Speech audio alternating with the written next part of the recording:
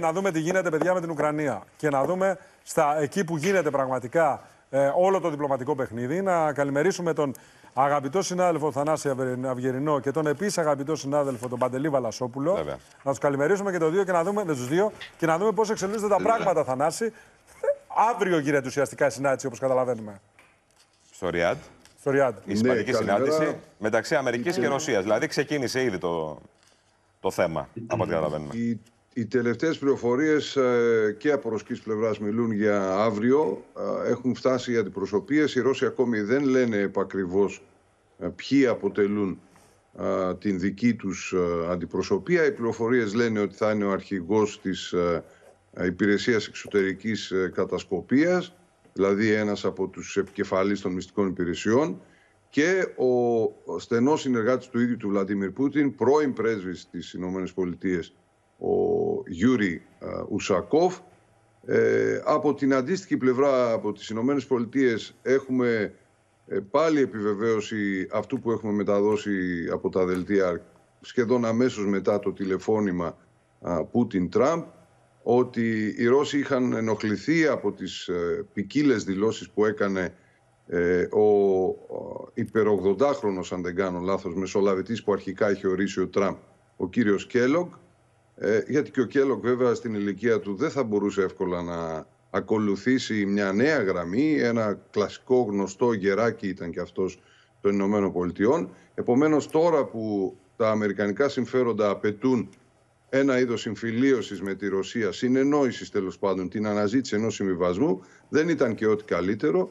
Επομένως, αυτός δεν θα είναι εκεί, θα είναι ο κύριος Βίτλοφ, ο οποίος αρχικά ήταν και παραμένει μεσολαβητής για το Μεσανατολικό, και ο επικεφαλής ο σύμβουλος ασφαλείας του κυρίου Τραμπ, ο κύριος Ουόλτς. Δεν ξέρουμε για άλλους.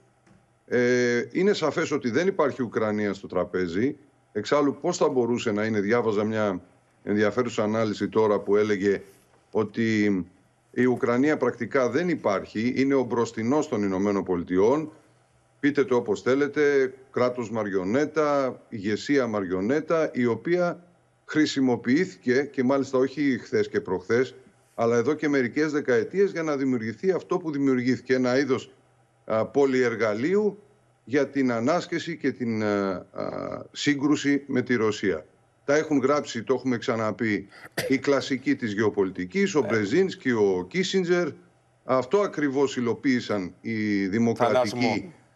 Δεν πάβει όμως να είναι πρόεδρος, έτσι, ο Ζελένσκι. Όχι, πάβει να είναι πρόεδρος από τον περασμένο Μάιο. Δεν έχει κάνει εκλογές. Έχει λήξει. Υπάρχει πόλεμος. Εντάξει, πρόεδρος παραμένει. Αυτός είναι ο πρόεδρος ο Ζελένσκι. Ως πρόεδρο τον καλούν παντού, όχι ως προσωπικότητα. Να που λοιπόν που δεν τον καλούν. Επομένως, ας αρχίσουμε να συνηθίζουμε κι εμείς ότι είναι λοιπόν αμφιλεγόμενος πρόεδρος. Άλλο αυτό. Το ερώτημα αμφιλεγόμενος είναι άλλο. Εδώ, ναι, και δεν ξέρω θα μπορούσαμε όλα αυτά που τώρα κάποιοι διαπιστώνουν. Η Ουκρανία δεν θα είναι καθόλου στο τραπέζι. Αυτό είναι ένα ερώτημα. Για το αν θα είναι στο τραπέζι η Ουκρανία με έναν τρόπο. Δηλαδή, εδώ που τα λέμε, δεν μπορεί να συζητήσουν δύο χώρες για μια τρίτη χώρα. Για τη λέξη του πολέμου. Για λέξη πολέμου. Με κάποιο τρόπο, ξέρω εγώ. Υπάρχει ότι θα. Ο Τραμπ είπε ότι θα. Όχι τώρα, αλλά θα. Η Ουκρανία θα είναι, από ό,τι έχουμε καταλάβει, θα είναι σε έναν παράλληλο διάλογο, δηλαδή μετά τις πρώτες διαβουλεύσεις με τη Ρωσία, θα πάνε οι Αμερικανοί να διαβουλευτούν και με τους Ουκρανούς. Και αν αληθεύει η πληροφορία η χθεσινή του Ποροσένκο, του πρώην Προέδρου δηλαδή της Ουκρανίας, ότι στις 26 Οκτωβρίου σχεδιάζουν προεδρικές εκλογές στην Ουκρανία, μιλάτε για μια χώρα και για πολιτικούς ηγέτες, για τους οποίους βέβαια οι Αμερικανοί τους διόριζαν πρωτίστως. Θυμάστε εκείνη την περιβόητη τηλεφωνική συνομιλία της Νούλαντ, που με τον τότε πρεσβευτή στην Ελλάδα, στην Αθήνα, τον κύριο Πάγετ, έλεγε ποιος θα είναι πρωθυπουργός, και είχε πει και το γνωστό βέβαια FAC EU, μια πολιτική διαχρονική από ό,τι φαίνεται για τις ΗΠΑ. Αλλά τέλος πάντων, αν αληθεύει ότι 26 Οκτωβρίου θα κάνουν εκλογές, καταλαβαίνουμε ότι συμφωνία ειρήνης με κάποια ηγεσία νόμιμη δεν υπάρχει μέχρι να υπάρξουν εκλογές στην Ουκρανία. Ήταν και μέσα στα αιτήματα αυτό για την προεδρία της Ουκρανίας, άμα θυμάστε. 26 Οκτωβρίου είναι πολύ μεγάλο χρονικό. Αυτό πάντως μας δίνει έναν ορίζοντα χρονικό, γιατί από την αρχή το λέω ότι οι Ρώσοι δεν βιάζονται, δεν έχουν κανένα λόγο να βιαστούν. Λέω ότι τέλος πάντων κάποια περίεργα πράγματα που δηλώνονται από τις ΗΠΑ δεν είναι απαραίτητο ότι θα γίνουν ή είναι πραγματικότητα. Ο κύριος Τραμπ δηλαδή έχει πει 550 φορές ότι έχει μιλήσει με τον Πούτιν. Τελικά μάθαμε ότι μάλλον μία συνομίλησε, αφού προετοιμάστηκε καλά αυτή η τηλεφωνική συνομιλία και μάλιστα αναβλήθηκε κιόλας μία φορά κατά μία εβδομάδα, ακριβώς γιατί οι Ρώσοι ήθελαν να δώσουν μια συμβολική σημασία σε αυτή τη συζήτηση. Επομένως, ας μην βιαζόμαστε για το τι είναι σίγουρο ότι θα γίνει και όλα τα Εγώ καταλαβαίνω από αυτά που λέω. Αν ο ορίζοντας είναι μετά τον Οκτώβρη του 2025, είναι πολύ μεγάλο χρονικό διάστημα. Έχουμε ακόμα Φεβρουάριο. Δηλαδή είναι Μιλάω μακρύ. για την υπογραφή της συμφωνίας. Ναι. Καταλαβαίνουμε ότι η υπογραφή δεν μπορεί να υπάρχει. Μιλάμε για ένα τερματισμό πολέμου. Δεν μπορεί να είναι. Να πούμε όλες τις ημερομηνίες, και προχθές έγραψε και τον Bloomberg ότι το χρονοδιάγραμμα του Τραμπ είναι μάλλον 20 Απριλίου, δηλαδή να έχει υπάρξει τουλάχιστον κατάπαυση πυρός μέχρι τις 20 Απριλίου, που είναι ο κοινός εορτασμός του Πάσχα για τους χριστιανούς. Έχουμε αναφέρει και το άλλο ορόσημο, ότι μπορεί όντως να επιδιώξουν και οι Ρώσοι να το πάνε κάπως μαλακά τώρα το πράγμα, έτσι ώστε να γλυκαθεί και ο Τραμπ και 9 Μαΐου να είναι ανάμεσα στους προσκεκλημένους στην Κόκκινη Πλατεία, στην παρέλαση για τα 80 χρόνια από το Δεύτερο Παγκόσμιο. Επομένως έχουμε μερικές ημερομηνίες, αλλά ακούσαμε και αυτό το εκπληκτικό, ότι οι εκλογές δεν θα γίνουν νωρίτερα από τις 26 Θανάση, πόσο μακριά? Υπογραφές. Πάμε και στον Παντελή να μας κάνει μια εκτίμηση και πώς βλέπουν τα πράγματα στην Ευρώπη, η οποία Ευρώπη αυτή τη στιγμή δεν είναι στο τραπέζι. Είναι εκτός παιχνιδιού. Να. Και αποφασίσει να μπει μόνη της στο παιχνίδι με τη σύσκεψη που κάνει ο Μακρόν σήμερα. Καλημέρα. Καλημέρα, πρώτα απ' όλα να πούμε ότι η Ουκρανία είναι κυρίαρχο ανεξάρτητο κράτος, μέλος του ΟΗΕ. Υπάρχει και υπήρχε και αγωνίζεται για να υπάρχει και παλεύει.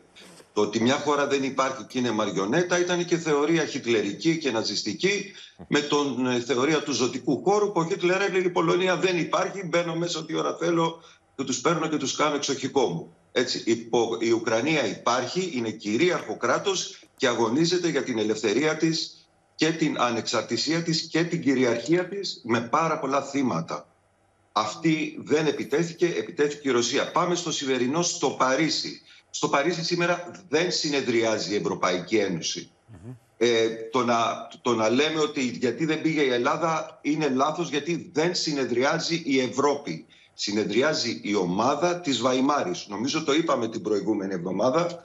Η ομάδα της Βαϊμάρης συστήθηκε την επόμενη μέρα της εκλογής Τραμπ. Μόλις κέρδισε ο Τραμπ τις εκλογές, συστήθηκε η ομάδα αυτή. Είναι η Βρετανία, η Γαλλία, η Ιταλία, η Ισπανία, η Γερμανία, η Πολωνία και σήμερα θα είναι και η Δανία, που εκπροσωπεί τις χώρες της Βαλτικής και έχουν πάρα πολύ μεγάλο φόβο μην ξαναγίνουν απικία της Ρωσίας. Αυτοί τι κάνουν αυτοί? Μπορούν να παίρνουν αποφάσεις χωρίς τα κολλήματα της Ευρωπαϊκής Ένωσης. Χωρίς την ομοφωνία, χωρίς το ΝΑΤΟ. Ό,τι αποφασίζουν μπορούν να το κάνουν πολύ γρήγορα. Μέχρι στιγμής έχουν αποφασίσει συνέχιση της στήριξης της Ουκρανίας με κάθε μέσο, ό,τι και να πει ο Τραμπ, ό,τι και να πει ο Πούτιν. Δεύτερον, μπορεί σήμερα να συζητηθεί το θέμα της πυρηνικής ομπρέλας για την Ευρώπη. Δηλαδή, τι θα γίνει σε περίπτωση που αποχωρήσουν οι Ηνωμένες Πολιτείες, άρα ποιες χώρες μπορεί να έχουν πυρηνική κάλυψη από τη Βρετανία. Η Βρετανία δεν είναι στην Ευρωπαϊκή Ένωση, γι' αυτό το λέμε. Ναι. Οι πυρηνικές δυνάμεις πια της Ευρώπης είναι δύο. Βρετανία, Παρίσι. Αυτοί οι δύο θα μπορέσουν να καλύψουν τις άλλες χώρες, ή θα χρειαστεί ίσως, για παράδειγμα, και η Γερμανία να αποκτήσει πυρηνικά, που μέχρι τώρα αρνείται να το κάνει. Ναι. Δεύτερον, θα αποφασιστεί, από ό,τι λέγεται, υπάρχουν πληροφορίες, θα αποφασιστεί μεγάλο πακέτο για την ενίσχυση της ευρωπαϊκής άμυνας και την ενίσχυση της Ουκρανίας. Το πακέτο αυτό πιθανότατα δεν θα ανακοινωθεί πριν την 23η Φεβρουαρίου, που είναι οι γερμανικές εκλογές, ώστε να μην επηρεαστούν οι γερμανικές εκλογές. Ξεκινάει δηλαδή σήμερα η ομάδα της Βαϊμάρης, θα βάλει ορισμένα θέματα, γιατί αν πηγαίναμε με την Ευρωπαϊκή Ένωση θα είχαμε τύπους δούριους, τύπου Όρμπαν που θα τα κόβανε και θα τα μπλοκάρανε όλα. Ξεκινάει η ομάδα της Βαϊμάρης για την ευρωπαϊκή άμυνα, για τα πακέτα που μπορεί να αποφασιστούν και γενικότερα για τη συνέχιση της στήριξης της Ουκρανίας. Και αυτές τις αποφάσεις πώς θα τις περάσουν μετά στην Ευρωπαϊκή Ένωση, όταν υπάρχουν αυτοί οι τύποι τύπου Όρμπαν? Καταρχήν έχει εκδηλωθεί, το είπε και το Χριστιανοδημοκρατικό Κόμμα, το είπε και ο Μέρτς στη Σύνοδο του Μονάχου, πρέπει να συστήσουμε την συμμαχία των προθήμων. Δηλαδή όσοι θέλουν Ευρωπαίοι μαζί μας, να θέλουν να προχωρήσουν αυτό το δρόμο, να έρθουν. Άρα δημιουργείται μία νέα αμυντική ομάδα μέσα στην Ευρώπη, πέρα από την Ευρωπαϊκή Ένωση, πέρα από το ΝΑΤΟ, θα είναι και ο Ρούτε εκεί, έτσι. Έχουμε την γέννηση κάτι καινούργιο επίσης. Εάν θέλει η Δανία... Το οποίο να είναι πιο ευέλικτο και να μπορεί να κινείται και δεν ξέρω τι.